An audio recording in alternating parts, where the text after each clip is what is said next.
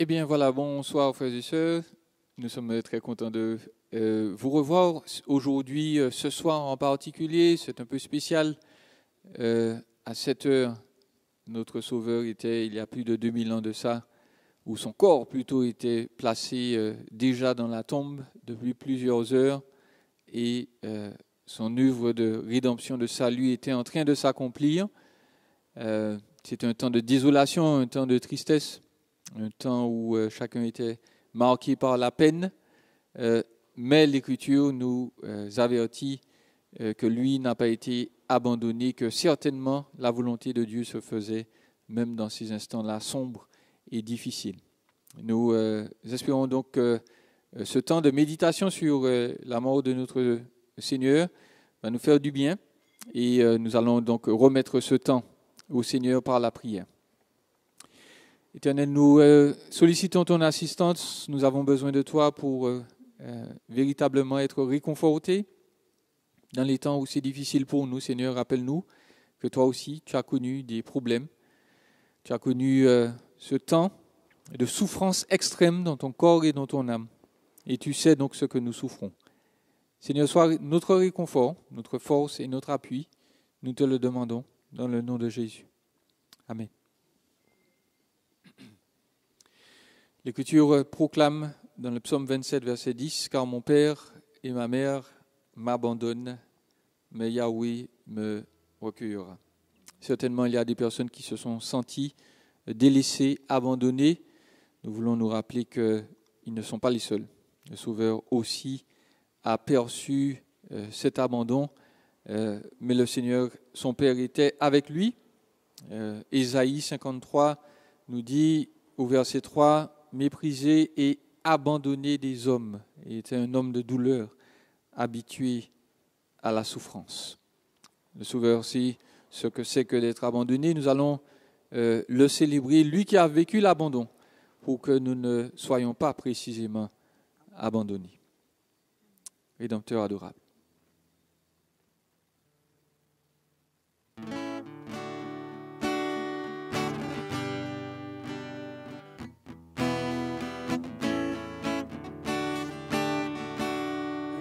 Rédempteur adorable, sur la croix attachée, traité comme un coupable, brisé pour mon péché. Ton angoisse suprême, ta douleur, ton tourment, me disent, vois, je t'aime, j'ai pris ton châtiment.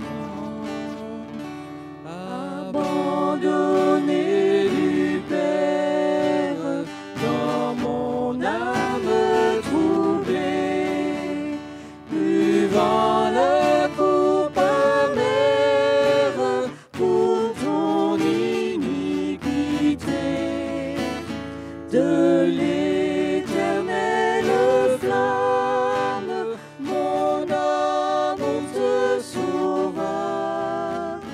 Je mourus pour ton âme, pécheur à Golgotha. Le sang de mes blessures, ma couronne de roi,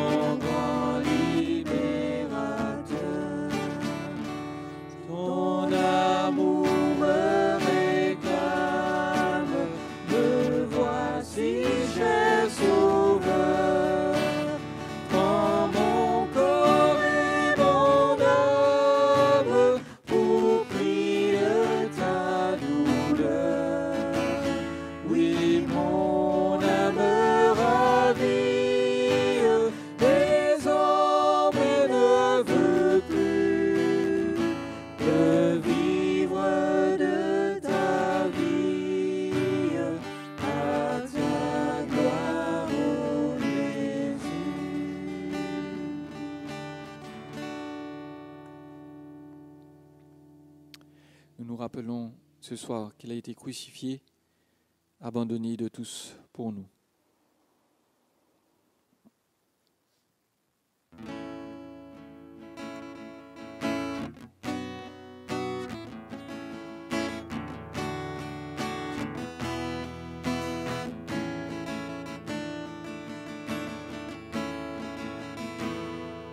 Au-dessus des puissances, au-dessus des rois, au-dessus de la nature et de la création, au-dessus de tous les plans des hommes sages,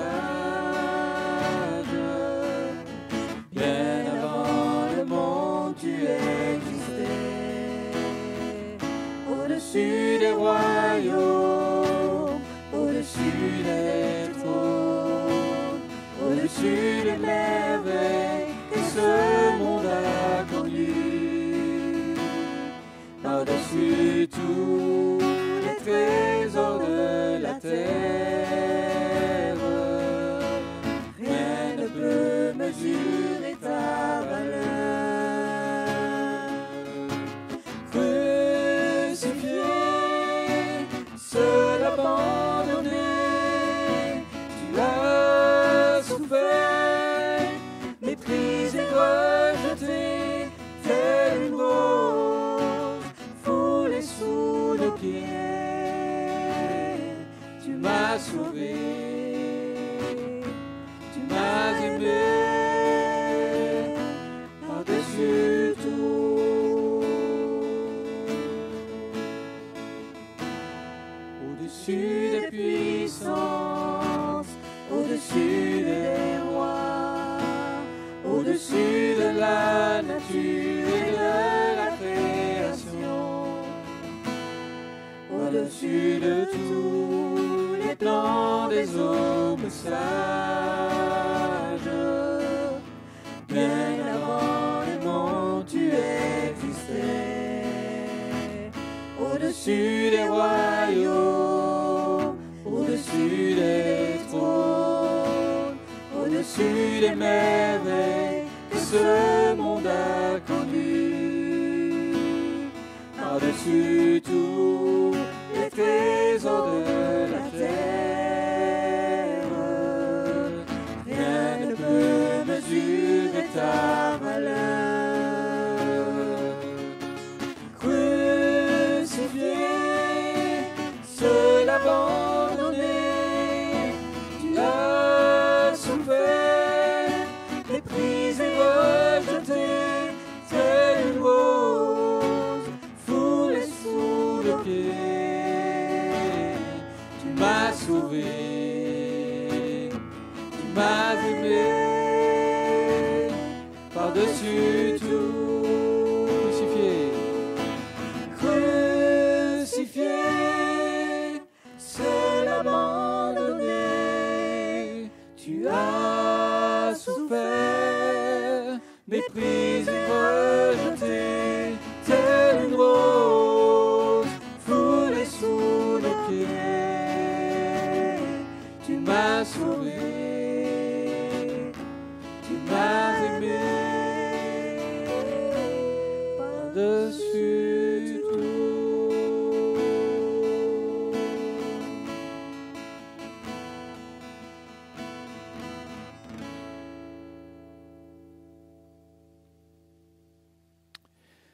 Nous voulons conclure ce temps de louange par cet engagement.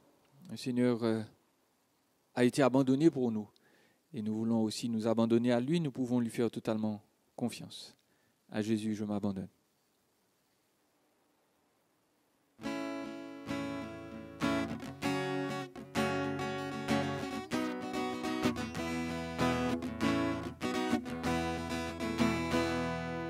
À Jésus, je m'abandonne. Ce qui me dit, je le crois, et je prends ce qu'il me donne, la couronne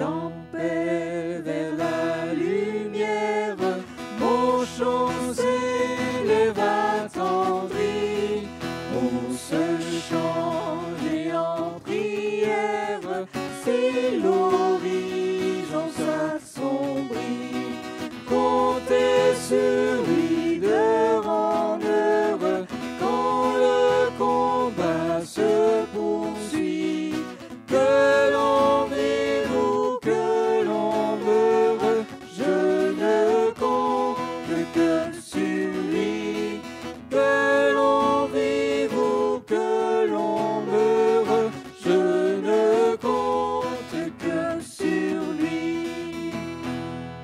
Qu'on m'approuve ou qu'on me blâme, et le même comme aujourd'hui, je ne veux quoi qu'on réclame, jamais compter que sur lui. Compter sur lui d'heure en heure, quand le combat se poursuit, que l'on vive ou que l'on meure, je ne compte que sur lui, que l'on vive ou que l'on meure, je ne compte que sur lui.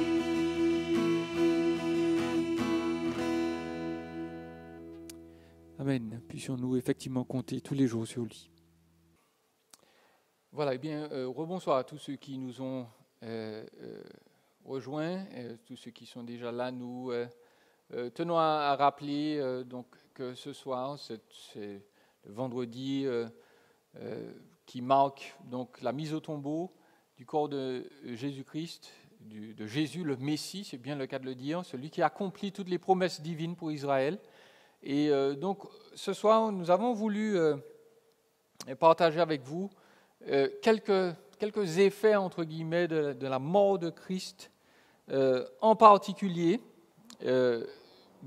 concernant le fait que la mort de Jésus, c'est véritablement un remède pour nos souffrances. Nous sommes dans un temps de pandémie, il y a des personnes malades, il y a des personnes qui sont malades dans la chair, il y a des personnes qui sont oppressées dans leur esprit, n'ont pas la liberté de se mouvoir comme elles voudraient, les choses sont vraiment compliquées. Nous voudrions dire que Dieu sait, que Dieu comprend, et que la mort de Jésus, donc, c'est un remède à nos souffrances. Nous allons voir 3 éléments ce soir, que la mort de Jésus est un remède pour nos souffrances physiques. La mort de Jésus est un remède contre l'abandon, donc, contre les blessures émotionnelles, et puis spirituellement aussi et surtout, la mort de Jésus est un remède contre notre culpabilité. Donc voilà, une fois n'est pas coutume, nous n'allons pas faire une exposition biblique directement. Nous allons explorer quelques passages de l'Écriture qui nous rappellent différentes facettes de ce que la mort de Jésus, comment la mort de Jésus devient remède pour nous. Et puis nous allons conclure avec ce que j'ai appelé une explication, c'est un résumé de tout cela. C'est le cœur de ce qu'il a fait sur la croix. Pourquoi Jésus est mort et la guérison que cela nous apporte. Donc, je l'ai dit, on va parler du fait que la mort de Jésus, c'est un remède pour nos souffrances physiques. Dans l'Ancien Testament, dans Isaïe 53 en particulier,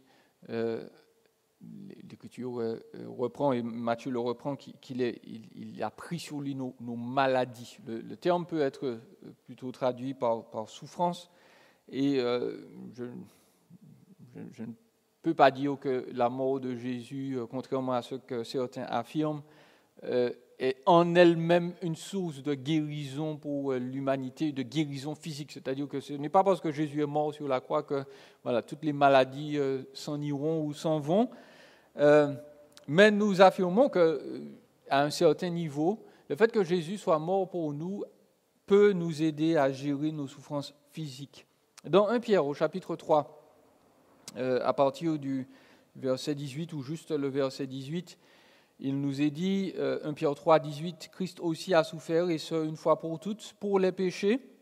Lui, le juste, il a souffert pour des injustes, afin de vous conduire à Dieu. Il a souffert une mort humaine, mais il a été rendu à la vie par l'Esprit. Et puis, un peu plus tôt dans ce passage-là, précisément, au verset 14, l'apôtre Pierre déclare d'ailleurs, même si vous deviez souffrir pour la justice, vous seriez heureux. Donc, comment je peux dire que la mort de Christ est un remède pour nos souffrances physiques? Eh bien, premièrement, nous devons noter que Jésus est capable d'une pleine empathie avec nous parce que Jésus a souffert aussi dans son corps. Jésus a expérimenté pleinement ce que c'est que la souffrance. J'ai ouï dire, on m'a d'ailleurs personnellement rapporté des témoignages de personnes qui souffraient tellement qu'elles préféraient mourir. Et dans de plus en plus de pays, particulièrement dans l'Occident, on essaie de voter des lois pour parler donc d'euthanasie, pour permettre l'euthanasie. On dit que voilà, il y a des maladies qui sont extrêmement rares et qui font que l'individu ne va jamais trouver de cure, en tout cas dans nos jours. Et ces personnes disent, voilà, je préfère mourir parce que la souffrance est tellement intense. Et j'avoue donc ne pas être arrivé à ce point. Si je peux partager, je suis migraineux, donc je sais que par moment, quand on a des migraines, ça n'a rien à voir avec certaines maladies incurables, mais il faut le savoir, ça peut être extrêmement handicapant. On ne peut pas passer le temps sans médicaments. En tout cas, moi, je n'y arrive pas forcément. Je comprends tout à fait que la souffrance soit quelque chose parfois d'insupportable. Et mieux que ma compréhension, l'Écriture nous dit que Dieu comprend. Parce que par l'intermédiaire de son Fils, lorsqu'il a été sur la croix, la divinité à travers l'humanité de Jésus expérimenté la souffrance. Lorsque les poignets de Jésus ont été percés, il y a des nerfs qui passent là. Et c'est une souffrance indicible, non seulement d'être transpercé au niveau de ces nerfs-là, mais en plus de fait que cet endroit-là doit supporter le poids du corps quasiment dans son entièreté. C'est quelque chose qui a dû être extrêmement douloureux. Dieu sait ce que c'est que de souffrir. En fait, nous pouvons dire que Jésus a subi l'une des morts les plus atroces, les plus terribles en termes de souffrance. Et donc, lorsque nous disons que nous souffrons, nous pouvons regarder ce que Jésus a subi, donc, ce vendredi saint, il y a plusieurs milliers d'années, on peut le dire, et nous pouvons nous dire que si quelqu'un connaît la souffrance dans son état pur, eh bien c'est forcément Jésus-Christ. Et si Jésus-Christ sait ce que c'est que de souffrir, il est impossible qu'il ne puisse pas compatir aussi à nos souffrances. Premièrement donc, Jésus sait ce que c'est que de souffrir et sa souffrance, on va y revenir, c'est un remède parce qu'il sait ce que nous souffrons. Il ne fait jamais quelqu'un souffrir de manière sadique, de manière intentionnelle pour faire le mal. C'est quelqu'un qui est là, qui a toujours un objectif dans la souffrance, tout comme sa souffrance avait un objectif aussi. Dieu est capable de guérir nos souffrances physiques. Ne pensez jamais que parce que voilà, Dieu est Dieu, il ne sait pas. Il sait, il comprend, il a partagé la souffrance. Deuxièmement, je voudrais souligner très rapidement que Jésus a connu aussi des problèmes émotionnels. Il a ressenti la tristesse en particulier de l'abandon. Et la mort de Jésus est aussi un remède à l'abandon. Pourquoi ? Parce que dans Jean 16, au verset 32, Jésus lui-même avertit ses disciples et leur dit « Voici que l'heure vient ». Jean 16, verset 32, on peut lire ça. « Voici que l'heure vient, elle est déjà venue, où vous serez dispersés chacun de votre côté et vous me laisserez seul. » Vous allez m'abandonner. Vous allez m'abandonner. Donc Christ a été abandonné. Il a été abandonné par les foules qui l'acclamaient, qui le proclamaient Messie, roi d'Israël. Ils étaient contents. Et puis lorsque les pharisiens sont passés par là pour troubler les choses, eh bien les foules ne se sont pas accrochées à Jésus. On l'a abandonné à son sort. Jésus a été abandonné par sa nation, il a été abandonné par les leaders entre les mains des Romains. Et puis Jésus surtout a été abandonné par ceux qui l'aimaient, en particulier ses disciples, les personnes avec qui il était le plus proche. Les seuls disciples qui ont eu le courage de rester, eh bien, sont été les femmes et la mère de Jésus, ce qui est un peu normal, et puis quelques autres femmes courageuses qui n'ont pas eu honte d'être assimilées à son nom. Et puis Jean qui s'est rattrapé. Donc, si nous souffrons dans notre cœur, parce que parfois ces souffrances-là sont plus intenses encore, Dieu nous dit, je sais ce que c'est que de souffrir à l'intérieur, je sais ce que c'est que d'être seul, d'être rejeté par sa famille. Vous notez que lorsque Jésus meurt, sa mère est là, oui, mais les frères et les sœurs de Jésus ne sont pas là. Et pour cause, jusqu'à cette époque, ils ne croient toujours pas en lui. Ils ne croient toujours pas en lui. Donc, Jésus a été abandonné de ses amis, il a été abandonné de sa famille, excepté sa mère, il a été abandonné par les foules, il a été abandonné par les leaders. Et puis, l'Écriture nous dit que Dieu, le Père, a dû tourmenter son Fils, c'était ça le plan. Dieu s'est littéralement jeté sur son Fils pour le punir de nos fautes. Dans Matthieu 26, 45, il nous est précisé que de midi jusqu'à 3 heures de l'après-midi, il y a eu des ténèbres sur tout le pays. Pourquoi ? Parce que Dieu est venu et pendant toute cette période-là, il a littéralement frappé son Fils dans son âme à cause de nos fautes. Il lui a fait endurer les tourments de sa colère à cause de notre péché. Et le Père et le Fils qui étaient parfaitement unis, un instant donc, ont vu se dresser dans leur relation le voile du péché et que le Père a dû éliminer. Vous vous sentez peut-être seul, vous vous sentez peut-être abandonné, peut-être que la crise sanitaire là a provoqué une crise professionnelle qui vous a fait perdre votre emploi, au niveau de la famille, c'était compliqué à gérer. Jésus a été abandonné de tous. Il a été seul. Il sait ce que c'est. Il sait ce que c'est que d'être abandonné, d'être en isolation, de ne pas recevoir de l'aide au moment opportun. Et puis, je voudrais noter que la mort de Jésus est aussi pour nous un remède, un soulagement face à notre culpabilité. Je voudrais lire avec vous l'une des promesses de l'Écriture qui est certaine. Elle ne nous est pas adressée directement. Elle est adressée à cet homme-là, ce brigand qui est sur la croix auprès de Jésus, qui au départ l'insultait et puis qui a décidé de changer son fusil d'épaule.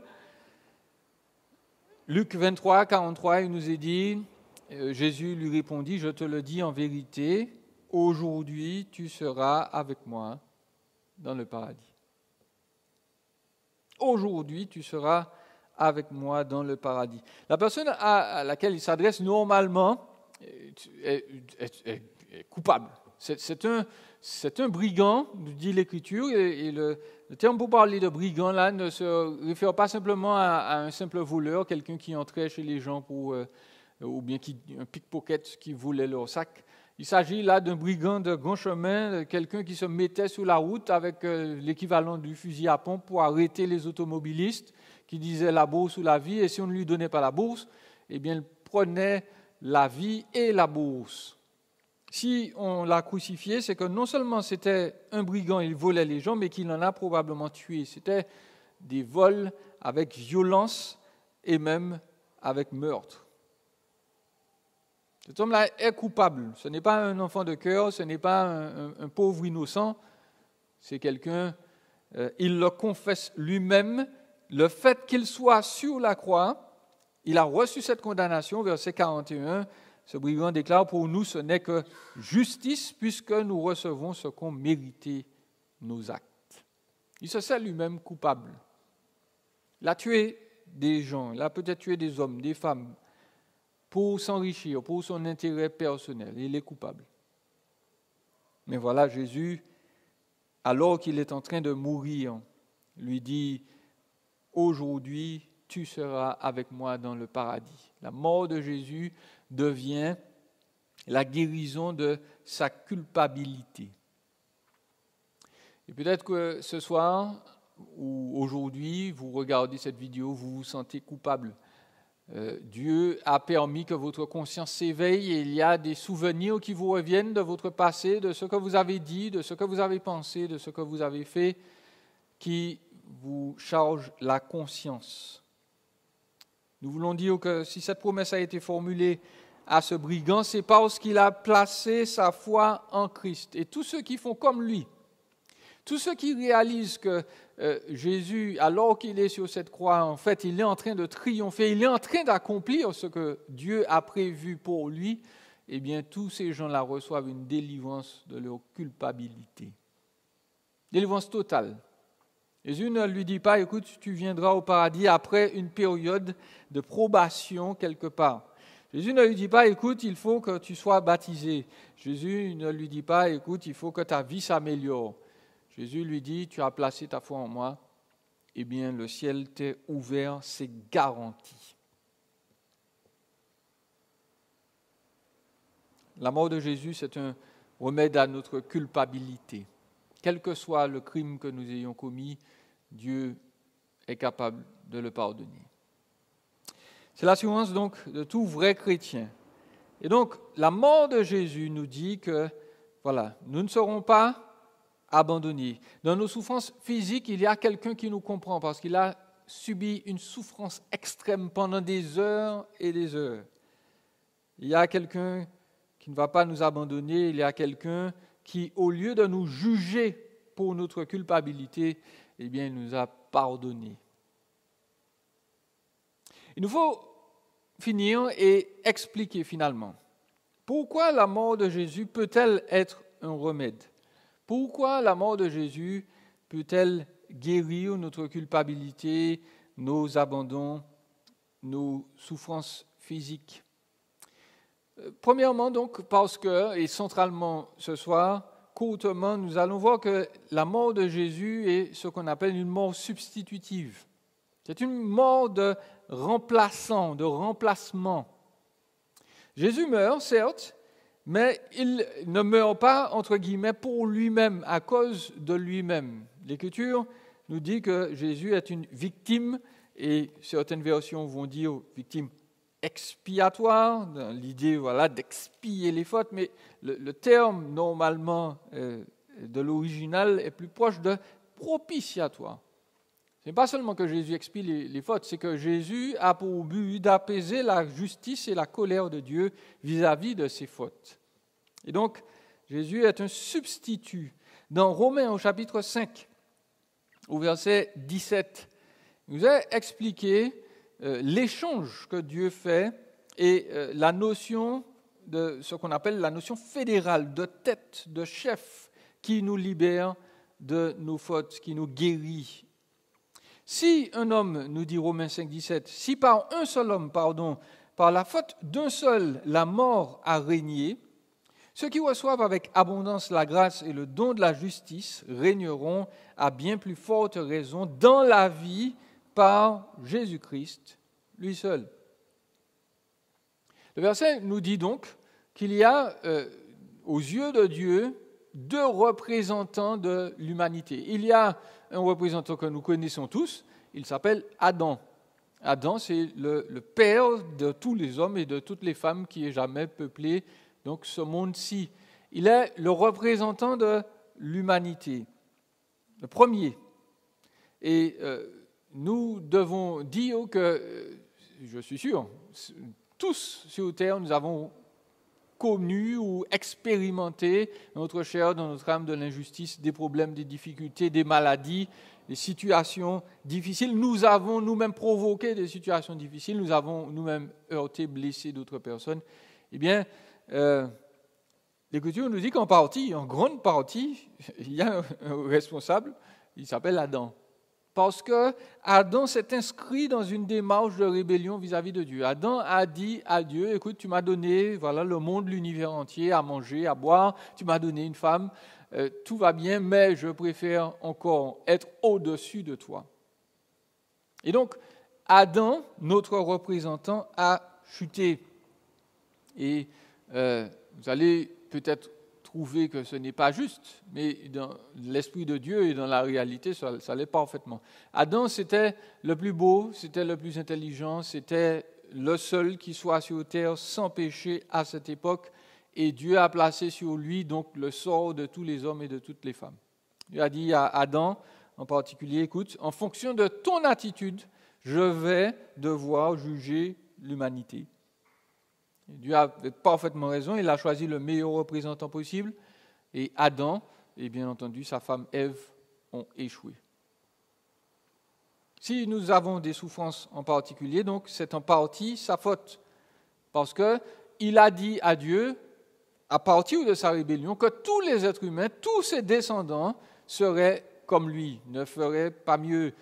Il n'y a aucun descendant d'Adam qui pourra faire mieux que lui, si ce n'est Jésus-Christ, qui est lui-même Fils de Dieu. Donc nous avons deux représentants. Quand nous sommes nés, nous sommes représentés par Adam. Nous portons donc la même déviation spirituelle, morale, qui nous pousse à faire le mal. Depuis la chute, cela a été inscrit en lui spirituellement, et bien cela est inscrit en nous à notre naissance aussi. Et tous les descendants d'Adam et d'Ève donc, sont des rebelles de manière automatique.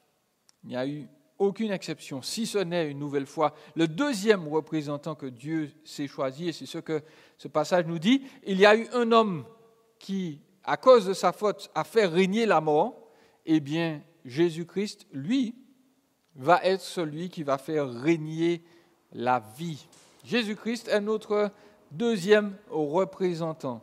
Et si nous choisissons donc de lui faire confiance, si nous décidons de vraiment écouter ce que Dieu dit et de croire que Jésus est celui seul qui peut nous libérer, eh bien Dieu, de manière automatique, de la même manière que de manière automatique, Dieu nous crédite la rébellion d'Adam, eh bien par la foi, nous recevons automatiquement la justice, la bienveillance, la perfection même de Jésus-Christ. La mort donc de Jésus, en particulier, c'est une mort substitutive. Jésus meurt à la place de l'humanité qu'il représente. Et bien entendu, nous allons le voir dimanche, Jésus va ressusciter à la place, au nom de cette humanité-là, et Dieu va dire, voilà, puisque Jésus a fait cela, eh bien tous ceux qui sont sa descendance spirituelle, bien entendu, vont aussi ressusciter. Ils sont déjà morts, ils ont déjà payé pour leur faute, entre guillemets. Jésus-Christ a déjà tout accompli pour eux. Donc, ils sont parfaits, ils vont ressusciter. Donc, la mort de Jésus, certains vont estimer une injustice parce que Jésus était absolument parfait, mais précisément, Jésus endosse sur lui nos fautes. Et c'est lui qui fait qu'elles disparaissent, parce que Dieu le frappe à notre place. Donc la mort de Jésus guérit nos erreurs, elle peut nous rapprocher de Dieu, elle nous rapproche de Dieu. Pourquoi ? Parce que si nous plaçons notre foi en lui, eh bien, une nouvelle fois, tout ce que Christ va hériter, tout l'amour que Dieu a déversé sur lui, nous appartient en propre.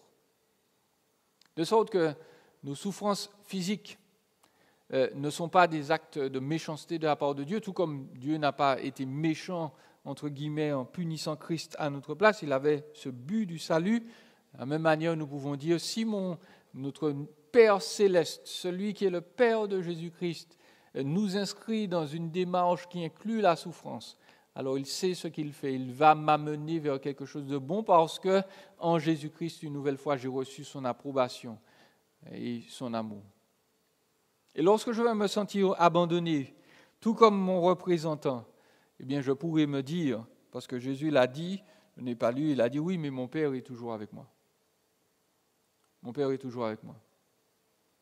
Nous ne sommes pas seuls, même, nous l'avons lu, quand notre père ou notre mère nous abandonnerait, Jésus ne nous laissera jamais seuls. Et cela a donc été accompli par sa mort substitutive, par sa mort, on dit pénale, c'est-à-dire qu'il a payé pour nous. Sa mort a pleinement satisfait le Père qui nous donne une justice parfaite. Je voudrais donc vous encourager, vous rappeler, Jésus sur la croix a accompli toutes ces choses pour guérir vos souffrances physiques, vos souffrances émotionnelles, pour vous rappeler que votre culpabilité n'existe plus. Que le Seigneur nous encourage et puisque nous sommes là à méditer sur sa mort et sa résurrection, nous allons prier pour justement ceux qui souffrent physiquement. Nous sommes dans un contexte de crise sanitaire. Nous voulons demander à Dieu de guérir ceux qui sont malades, ceux qui sont dans les hôpitaux, ceux qui sont sous respiration ou sous respirateur artificiel, ceux dont les opérations ont été repoussées à plus tard. Demandons à Dieu la grâce de guérir, de soulager ces personnes, et si elles souffrent, que vraiment Jésus puisse être un réconfort pour elles, parce qu'il a souffert aussi. Prions pour ceux qui souffrent dans leur âme, qui sont dans des circonstances oppressantes, difficiles, qui se retrouvent seuls, tristes. Prions aussi pour ceux et celles qui ont été abandonnés, soit par leurs parents, soit par leurs conjoints, les enfants qui ont été abandonnés par leurs parents. Ces personnes ont besoin de réconfort. Prions que aussi ils puissent considérer ce que Christ a souffert et ainsi être réconfortés et surtout pardonnés. Et puis au final, pour nous les chrétiens et pour tous ceux qui nous regardent, qui ne le sont pas encore, nous voulons prier pour que Jésus, son sacrifice et sa puissance pour pardonner soient au centre de nos vies pendant cette période de Pâques. Il est venu précisément pour délivrer les captifs, pour délivrer tous ceux qui sont prisonniers du mal, de la souffrance, de la peine, et pour les renvoyer libres, pour les délivrer, pour leur donner une espérance. Voilà, nous allons prier pour ces choses. Rappelons-nous donc, le Seigneur a été crucifié, certes, mais il est ressuscité pour nous donner sa justice.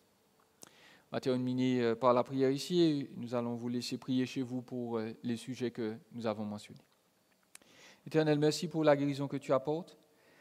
Merci parce qu'en toi, nous sommes véritablement guéris, restaurés, recréés lorsque nous mettons notre foi en toi. Merci Seigneur parce qu'il n'y a pas d'épreuve ou de souffrance qui soit supérieure à ton pouvoir pour délivrer et sauver. Merci Seigneur de secourir tous ceux qui souffrent dans leur corps, dans leur chair, ceux qui souffrent dans leur âme. Merci Seigneur pour la libération que tu nous as obtenue en Jésus-Christ. Nous ne sommes plus coupables puisque nous t'avons fait confiance. Alors Seigneur, donne-nous de vivre cette vie pleine d'espérance, pleine de joie, de nous rappeler ce que tu as fait pour nous, ce sacrifice si important, et de le vivre tous les jours, afin que ceux qui n'ont pas d'espérance puissent voir en nous ta puissance de pardon et être relevés, libérés, recréés aussi comme tu l'as fait pour nous. Seigneur, fais-nous grâce, écoute nos prières, nous t'en prions, dans le nom de Jésus. Amen.